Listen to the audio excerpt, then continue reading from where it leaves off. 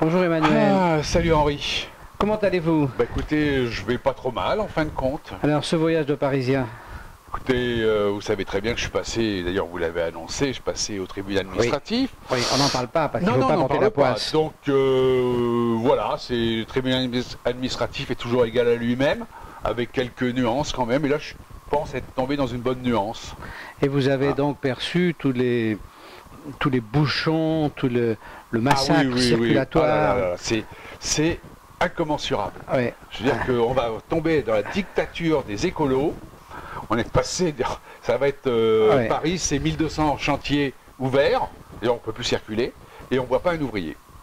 Oui, et oui, c'est la dictature. Ben, la dictature, donc on n'a pas que la dictature des écolos, parce qu'on va parler de dictature là. Oui, mais donc, on peut avoir deux dictatures qui vont en même temps, oui. Absolument, en même temps. Alors, donc, la dictature qui nous intéresse, c'est donc ce qu'on pourrait appeler le fiscalisme. Oui. Hein, la dictature de la fiscalité, les fiscalistes et le fiscalisme. Oui. Donc, on a le grand événement récent, c'est la presse qui s'est emparée de ce magnifique mot, les aviseurs. Ah, comme c'est poétique. Ah, c'est beau, les aviseurs. On avait les avisos, qui est un très beau bateau de la Royale, mais les aviseurs, on ne connaissait pas, quoi. Ben, on va connaître. Je ne crois pas que ce soit dans le dictionnaire, d'ailleurs. Ouais. Alors, l'aviseur, c'est quoi? Alors, l'aviseur, c'est un collabo, quoi. Hein, c'est un collabo nouvelle... Oui, c'est un collabo. C'est un collabo qui dénonce. Voilà, alors l'aviseur, il dénonce, et alors la particularité, il y a toujours des gens qui dénoncent, on est d'accord, hein, mais la particularité de l'aviseur, c'est que lui, il a une prime. C'est-à-dire que il dénonce, mais il est un outil de l'État, quelque part. Alors, on discutait avant de commencer notre petite vidéo, et on discutait de cette notion de... Oui, il y a toujours eu des gens qui ont dénoncé, il y a toujours des âmes de dénonciateurs, mais il y a une différence entre dénoncer et puis être payé pour ça, et puis être reconnu, valorisé et reconnu par l'État. Ouais. Bon, pour prendre l'exemple que j'aime bien prendre, parce qu'il est assez parlant, on peut prendre l'exemple de la route. Donc vous êtes sur l'autoroute. Arrive sur votre voie, du même côté que vous, à contresens, arrive quelqu'un. Ben, vous allez immédiatement dénoncer tout le monde. On va essayer de l'arrêter. Donc on va téléphoner à la gendarmerie, on va faire des appels de phare, on va avertir les gens, enfin bon, on va faire ce qu'on peut. C'est normal. Et vous n'êtes pas payé pour ça. Bon. Par contre, vous avez un type qui vous double à 200 à l'heure. Bon, il y a, allez, 10% de la population qui va le dénoncer, même peut-être pas. Les autres vont dire, ah ben quand même, lui, il exagère, mais en même temps, bon, il a une grosse voiture, bon, on s'en fout, quoi. Mais imaginez que la gendarmerie vous dise, bon ben voilà, si maintenant vous voyez un type qui va plus vite que la vitesse qui vous double, vous le dénoncez, et on vous donnera des points sur votre permis en plus, par exemple. Et alors, ils vont crouler sous les standards vont sauter. On ne pourra plus rouler sur la route, ça va être l'horreur. Bon. Donc c'est ça la différence, si vous voulez, entre la dénonciation naturelle d'une société pour les choses énormes qu'on ne peut pas ne pas dénoncer, le type qui est en train de tuer quelqu'un, voilà, le mec, voilà, ça c'est mais après il y a une autre démarche qui est la collaboration, c'est-à-dire le système mis en place, qui est un système qui n'est pas libre, auquel tout le monde n'adhère pas, et pour lequel l'État, qui a mis en place le système, va mettre en place un système de délation. Alors les régimes qui font ça, on les connaît, fascisme, nazisme, communisme, bon, c'est ça. Donc fiscalisme, nous rentrons dans le fiscalisme. Voilà. Exactement. C'est absolument horrible. Alors, c'est horrible. Il faut savoir que, jusqu'à présent, le fisc se targuait de ne pas répondre aux dénonciations, d'en recevoir par brouette entière, mais de ne jamais donner suite. C'était ce que nous disait le fisc il y a quelques années, il y a une dizaine d'années de ça. Donc, changement total de paradigme. Radical. Et ce qui est extraordinaire, c'est que tout ça nous est annoncé par des élus. Oui. Des élus qui veulent augmenter la prime. Oui. Alors, ils nous annoncent quoi? Ils nous disent, cette année, nous avons eu 83 dénonciations. Oui. C'est le chiffre qu'ils ont avancé. Oui. Sur ces 83 dénonciations, il y en a 2 qui ont été efficaces et pour lesquelles les dénonciateurs, les aviseurs, ont touché de l'argent. Et ces 2 nous ont permis de rentrer 1 million d'euros. Non, 100 millions d'euros. Ah oui, grosso modo. 100 millions d'euros, voilà. Donc c'est 2 dénonciations à 50 millions d'euros. Il y en avait une à 90 millions et il y en avait une qui faisait 800 000 euros. Ah d'accord. Donc une dénonciation à 90 millions, c'est pas un trafiquant de hashish de la banlieue, hein.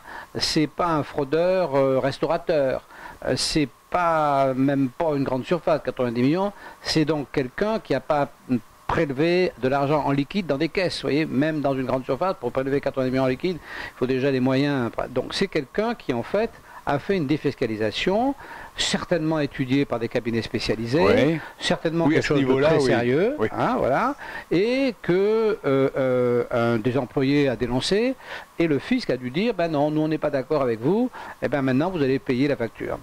Donc on est... donc la prime, c'est maximum 1 million. C'était maximum 1 million. Voilà, c'était. Ouais. Oui. Et donc il y a un député REM qui a demandé à ce qu'elle soit voilà. Que ce maximum saute. Voilà. Alors, donc, moi personnellement, je trouve ça extrêmement grave parce que c'est un signe, si vous voulez, de changement de société. Alors, il y aura évidemment des gens favorables. Il ne faut pas oublier qu'aujourd'hui, nous sommes... Oui, moi je suis honnête, je crains rien. Voilà. Alors, nous sommes aujourd'hui à l'anniversaire du débarquement et on nous rappelle ce qu'était la presse et ce qu'était l'opinion au moment du débarquement. C'est-à-dire que le jour du débarquement, l'opinion ne pensait pas que ça allait marcher et la presse, qui était entièrement inféodée au système, hein, il faut rappeler qu'il y avait entre 1 et 3% de résistants en France. Donc il y avait 97% de gens qui se trouvaient très bien, enfin, ils se trouvaient peut-être pas très bien, mais enfin, ils acceptaient le système dans lequel ils étaient, de collaboration, dénonciation des juifs, etc., des tziganes, etc. Bon. Donc, cette période, la presse, au moment du débarquement, traite les gens qui débarquent d'envahisseurs. Ouais, il faut quand même savoir. Et traite les gens qui débarquent de massacreurs et d'assassins, parce qu'effectivement, ils bombardent les civils et il y a des milliers de morts. C'est exact. Bon. Donc, si vous voulez, une partie de la population ne réagit pas tout de suite et elle est plutôt défavorable. Donc, c'est quand même effrayant de voir aujourd'hui que on a la même chose. On a la même chose. Oui, de la presse. C'est horrible, c'est horrible. Donc ça veut dire que moi je trouve ça effrayant. Et c'est d'autant plus effrayant que... Il n'y en a pas un qui s'insurge de cette mesure. Il n'y a pas... J'ai pas vu une critique. Non, il n'y a pas cette mesure. Ils sont tous d'accord. Ouais. Alors que cette dénonciation, elle est exactement comme celle qui avait lieu avant. C'est-à-dire qu'elle amène le dénoncé dans une zone de non-droit. Oui. Parce qu'il faut quand même comprendre que si on avait encore une zone de droit, c'est-à-dire si on pouvait dire, bon, on dénonce cette personne, mais il y aura un jugement équitable, il y aura un jugement équitable. Une enquête équitable, voilà. etc. Oui. Et donc, s'il est blanc, il n'aura pas d'ennui. Oui, mais là, il va tomber. Mais là, c'est pas le cas. Donc, quand vous pensez aux 83, dont 2 retenus, 81 ont eu un contrôle fiscal. Et nous, un contrôle fiscal, on sait ce que c'est. C'est-à-dire que c'est la mise en péril de votre entreprise, parce que ça veut dire que tout d'un coup, c'est le soupçon qui est porté sur vous, des voisins, des fournisseurs, du banquier, etc. Et il est possible que ça finisse sur des redressements qui seront contestés. D'ailleurs, on n'est pas du tout sûr que celui qui a touché la prime... il touchera la prime une fois que le redressement sera encaissé. Ah bah il n'est pas arrivé. Il n'est pas arrivé. Parce que celui qui m'a dénoncé, ça fait 22 ans qu'il doit attendre. Hein. Donc il n'est pas arrivé. Alors, donc ça veut dire que si vous voulez, on précipite des gens, on donne une prime à des collabos qu'on appelle aviseurs pour précipiter les gens dans une zone de non-droit où on sait que il n'y a pas d'enquête juste, il n'y a qu'une enquête à charge, on sait qu'il n'y a pas de magistrat entre l'enquête et la sanction, on sait qu'il n'y a pas une défense libre, on sait qu'il n'y a pas une audience libre avant la sanction, on sait tout ça, c'est-à-dire qu'on sait qu'on a une organisation qui n'est pas du tout conforme à la Constitution. Parce que là quand même, on rentre à partir du moment où il y a dénonciation et où il y a de plus en plus punitions, puisque on nous parle maintenant de tribunaux pénals à partir de 100 000 euros, on est quand même obligé de se dire que là, on devrait avoir un système de droit conforme à la Constitution. Or, la Constitution exige que l'accusé soit présumé innocent, que l'enquête soit pas faite à charge, que ensuite il puisse se défendre librement dans une audience publique par un magistrat libre avant toute sanction. Ce n'est pas du tout le cas avec le fisc.